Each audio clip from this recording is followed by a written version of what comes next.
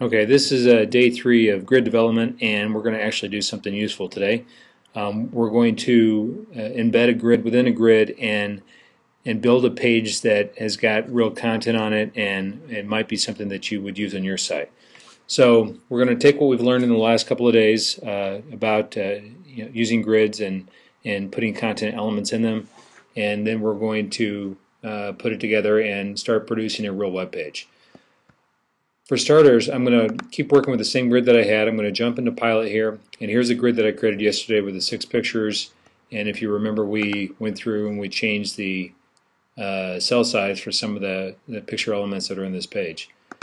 Today I'm going to go in and get rid of some of this content. I'll keep one of these pictures around for starters, but I'll get rid of the rest of them. So I'm going to cut them out of my page.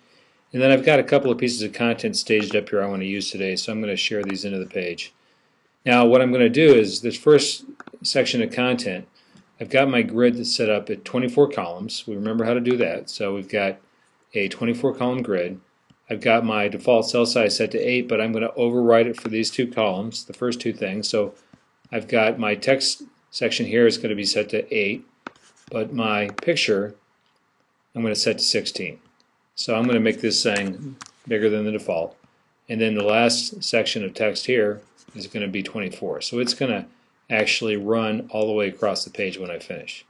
Okay, so first I'm going to save it. And we'll return to the grid. And when I refresh it, I'll have a page that's laying out the way I'm sort of envisioning it laying out, although it's not going to look like the final page. So I've got some text on the left. I've got a space over here that I'm going to work with that's much taller than it will end up being because I'm going to get rid of this image. And then I've got some text that's going to run across the entire width of the grid at the bottom underneath these 2 sections. But what I want to do now is replace this image with a grid where I can put content in it and control the layout of that grid. So to do that, I'm going to go back and edit my grid, and I'm going to create in my grid a new grid.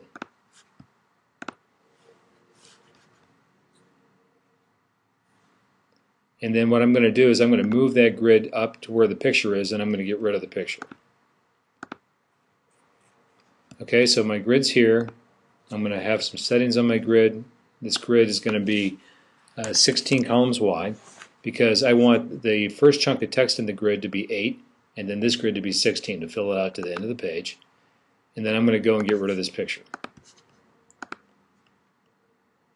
Okay, now one other thing I'm going to do while I'm working on this grid is I'm going to set it up and set the default cell size. So I'm going to say anything I put in this grid I want it to take 8 columns, so half of the available space.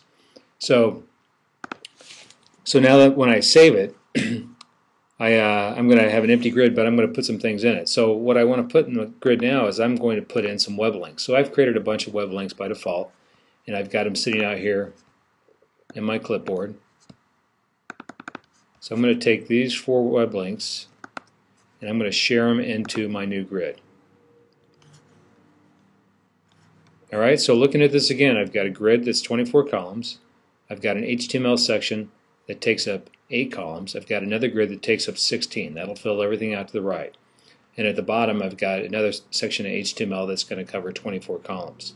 Inside this grid, it's a 16 column grid that's got 4 things in it. Each one by default is going to take 8 columns within this grid. So when I return to my site and I refresh my page, I've got a new layout now where I've got my text on the left. This is my first 8 columns.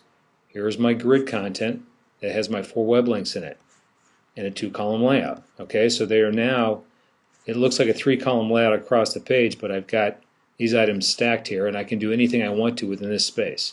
And then at the bottom of the page I've got a paragraph of text that spans all 24 columns. Okay, so that's a great start for building a usable web page. These could be web links or downloadable files, anything else you want to put here. And then tomorrow we'll start dressing up these items by hanging icons and things on them so that you can see how this page can look in your site. Alright, thanks for your time. Hope this helps.